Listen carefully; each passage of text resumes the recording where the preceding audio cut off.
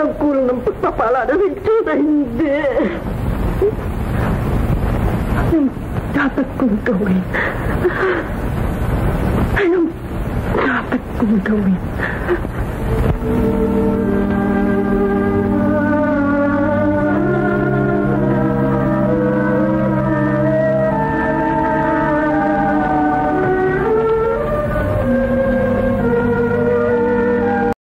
Magandang araw, mga ka-wisdom. Ngayon, bibigyang pugay natin ang buhay at karera ng isa sa mga haligi ng Philippine cinema, si Gloria Romero.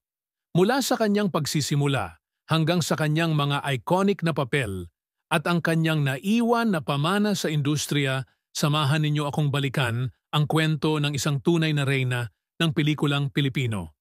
Dito sa Pinoy Wisdom.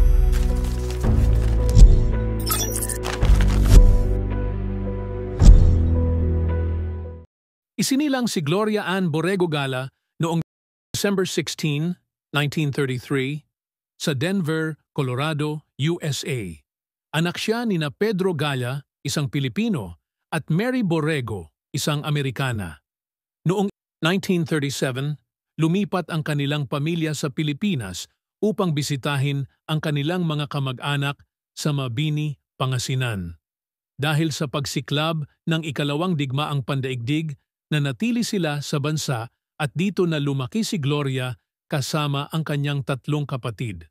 Sa murang edad, nahilig na siya sa pag-arte at pinangarap na maging isang artista. Sa edad na 16, sinimulan ni Gloria ang kanyang paglalakbay sa mundo ng showbiz bilang isang extra sa ilang pelikula noong huling bahagi ng dekada 40. Sa tulong ng kanyang tiyuhin na si Nardo Rosales, isang editor sa Sampaguita Pictures, nabigyan siya ng pagkakataon na magkaroon ng mas malaking papel.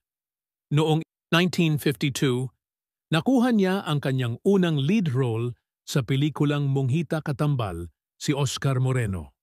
Mula rito, unti-unti nang nakilala ang kanyang husay sa pag-arte at ang kanyang natural na ganda. Dekada 50, nang tuluyang sumikat si Gloria Romero.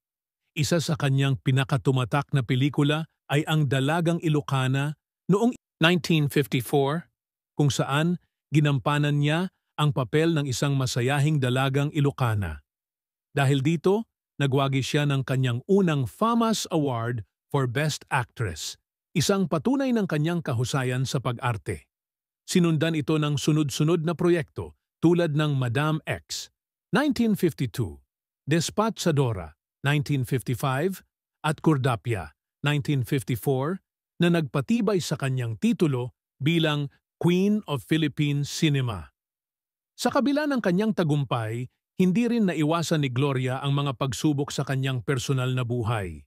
Noong 1960, pinakasalan niya ang kapwa-aktor na si Juancho Gutierrez at nagkaroon sila ng isang anak na babae, si Marites Gutierrez. Gayunpaman, naghiwalay sila noong 1972 matapos ang 12 taon ng pagsasama. Sa kabila nito, nanatili siyang matatag at ipinagpatuloy ang kanyang karera sa pag-arte na nagpapakita ng kanyang dedikasyon sa sining at propesyon. Habang lumilipas ang panahon, nagtransition si Gloria mula sa pagiging leading lady patungo sa mga karakter na ina at lola sa pelikula at telebisyon. Naging bahagi siya ng mga sikat na palabas tulad ng Palibhasa Lalaki noong dekada 80 at Daig Kayo ng Lola Ko, 2017, kung saan ipinakita niya ang kanyang versatility bilang isang aktres. Ang kanyang kakayahang umangkop sa iba't ibang roles ay nagpapatunay ng kanyang lalim at lawak bilang isang artista. Noong January 25, 2025, pumanaw si Gloria Romero sa edad na 91 sa kanyang tahanan sa lungsod Quezon. Ang balitang ito ay nagdulot ng matinding lungkot sa industriya ng pelikula at sa kanyang mga tagahanga. Maraming personalidad sa showbiz ang nagbigay-pugay sa kanyang kontribusyon sa sining ng pag-arte. Si Gloria ay maaalala bilang isang aktres na may hindi matatawarang husay, dedikasyon at integridad. Ang kanyang legacy ay mananatili sa puso ng bawat Pilipino at sa kasaysayan ng Philippine cinema. At diyan nagtatapos ang ating pag-alala sa buhay at karera ng yumaong si Gloria Romero. Isang tunay na reyna na nag-iwan ng hindi mapapantayang marka sa mundo ng pelikulang Pilipino. Kung nagustuhan ninyo ang video na ito, huwag kalimutang mag-like, mag-subscribe at i-click ang notification bell para sa iba pang kwento ng mga kilalang personalidad. Hanggang sa muli, mga ka-wisdom, dito lang yan sa Pinoy Wisdom!